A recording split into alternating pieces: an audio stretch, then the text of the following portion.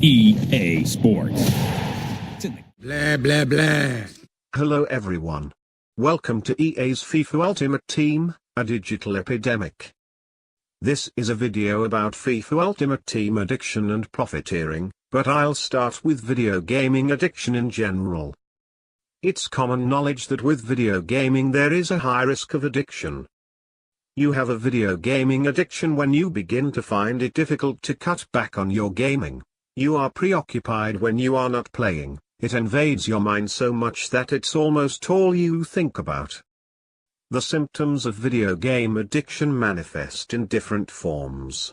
According to Dr. Brent Conrad, a clinical psychologist for tech addiction, video game addiction symptoms can be grouped into psychological, physical, behavioral and relational categories.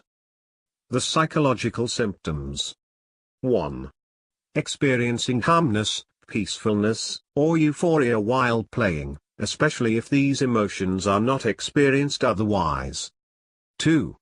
Loss of interest in previously enjoyed activities. 3. Downplaying the impact of the excessive habits, for instance they say it's not as bad as alcohol addiction. 4. Justifying excessive use, for example, others play more than I do. 5. Excessive frustration or anxiety when the server is down. 6. Distorted perception of time, for example, suddenly realizing that several hours have passed in what seemed like just 1 hour. 7. Feelings of guilt when unable to join clan or guild members on a quest. 8. Difficulty abstaining from video games for more than a few days. 9. Experiencing a loss of personal control while playing. 10. Feelings of guilt or regret after spending much more time than intended with the game. The physical symptoms. 1. Sleep difficulties or significant change in sleep patterns. 2. Decreased personal hygiene. 3. Poor or irregular eating habits, for example, waiting until extremely hungry before eating. 4. Headaches. 5. Dry or red eyes. 6. Sore fingers, neck or back. 7. Poor physical health or weight gain. 8. Carpal tunnel syndrome. The behavioral symptoms. 1. Decreased academic performance. Less time spent on homework and studying. 2. Decreased work performance. 3. Aggression towards those who prevent or attempt to limit access to the video game. 4. Frequently playing the game while neglecting important responsibilities. 5. Spending more and more time with the video game. 6. Playing at the first available opportunity, for example, as soon as getting home from work or school. 7. An inability to quit despite attempts to do so. 8. Staying up late into the night to play. 9. Eating meals while playing or skipping meals entirely. 10. When not playing, discussing the video game in online forums. 11. Large amounts of money spent on new games, expansion packs, microtransactions, and computer upgrades. 12. Occasional gaming binges of 10 or more hours non-stop. The relational symptoms. 1. Lying to others about how much time is spent with the game. 2. Declining social invitations so that game playing can continue. 3. Less time spent with family and friends. 4. Increased concern expressed by others at the amount of gaming time. 5. A loss of real-world friends, but an increase in virtual world friends. 6.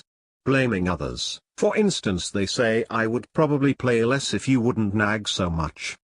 7. Marital or relationship difficulties resulting from excessive play. 8. Decreased interest in sex.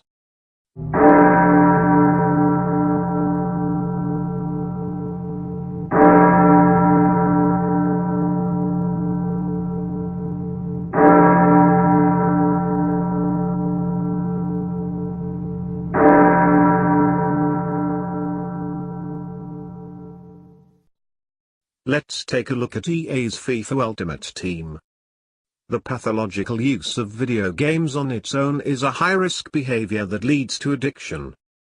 Some video games increase the risk significantly by adding gambling or what's popularly known as loot boxes to their games.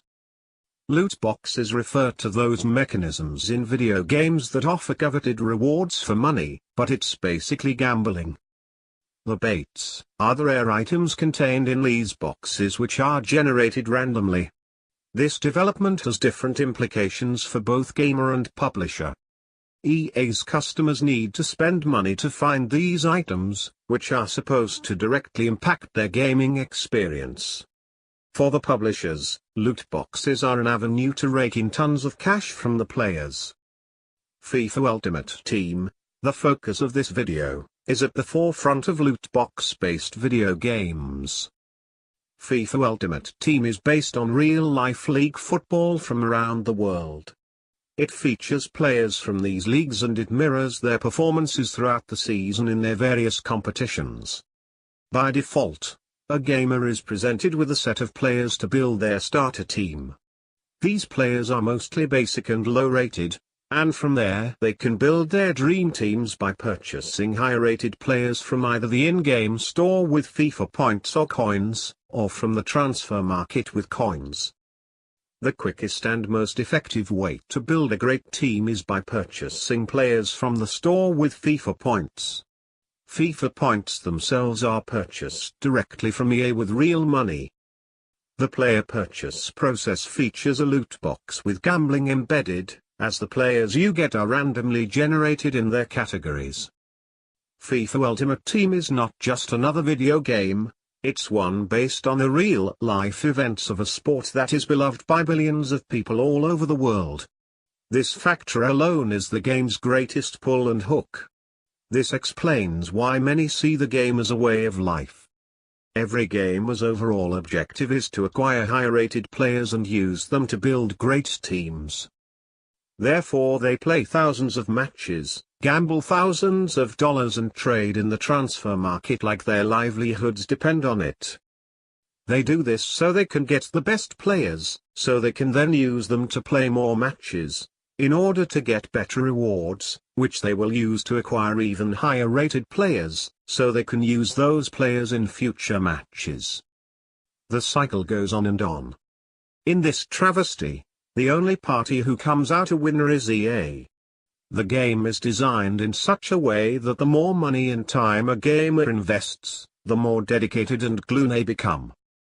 This translates into EA making hundreds of millions of dollars and their frustrated customers coughing out money which they in many cases do not have. A gamer must spend thousands of dollars every season to be able to build anything close to a decent team. There have been rumors of some high-end players spending over $30,000 on FIFA Ultimate Team microtransactions in a season. What's also worrisome about the video game is the fact that kids with no incomes can, and do access the game. They get exposed to gambling and also engage in the loot box microtransactions. The premise of FIFA Ultimate Team is for a gamer to acquire high-rated players, build great teams and play fantastic games. The cold hard truth however, is that the more money and time a gamer invests, the more frustrating the game becomes. The mechanics of the game are such that the better your team gets, the harder the AI makes the game. Considering that a gamer gambles away thousands of dollars to buy players with high attributes, then have the AI build momentum against them for those attributes, the game is not only a scam but also a perversion of real football. Since you can only control one out of your 11 players at a time and the AI controls the rest, EA has total control of the matches at all times and it becomes easy for the AI to script or rig the game. Of all the gamer frustrating problems in the game, momentum and scripting are the worst. What is worse than those however, is EA's blatant rebuttal that they exist. I wonder why in the face of all the complaints, anger, frustration and feedback from its customers, EA remains adamantly in denial. On the surface, it makes absolutely no sense that the very attributes a gamer pays a fortune for, that EA makes hundreds of millions of dollars from, totally make no positive in-game difference. When one looks deeper, one realizes that this is not some glitch. EA does this for the same reason it puts profit over everything else in the game, and that's the same reason EA doesn't care whether the gameplay is atrocious or not. In my estimation, issues like momentum and scripting are in the game to serve a purpose, that is, more profit for EA. With limited rewards from matches, a gamer is more likely to engage in microtransactions with FIFA points. It is unfortunate, but EA has been able to get away with this scam so far because its customers have been complacent. EA knows that no matter what, its customers will always be back. They will play more matches and gamble some more. After all, there is an army of fanboys out there who would take up arms if need be to defend EA's honor. Besides, PES is no match for FIFA, so there is very little competition there. EA sadly will continue to take advantage of its near monopoly of the football video game market.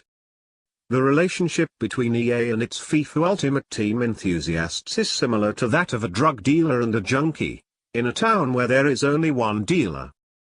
The junkie will always stick to the dealer no matter what, even when the product is crappy and they are being extorted. The junkie would hardly venture into searching out another dealer many towns over. The devil they know is better than the angel they don't. FIFA is a very addictive video game with gambling embedded. If you are already addicted to it, without help there is a good chance it will ruin you. Every year, customers agonize and swear the current will be their last playing FIFA, yet they find themselves purchasing and carrying on with the game. The addiction is hard to break, the pull is hard to resist and the triggers are everywhere. Real-life football is one of the worst of these triggers. If you're addicted to the FIFA video game, you probably follow the real-life version religiously too, which makes this an almost impossible addiction to break. FIFA is a money pit. A gamer literally gambles thousands of dollars away on something that produces nothing of real-life value, and it all becomes irrelevant at the end of the season. A new cycle begins and ends with every season.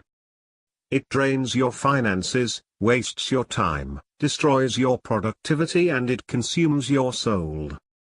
Thanks for watching this video.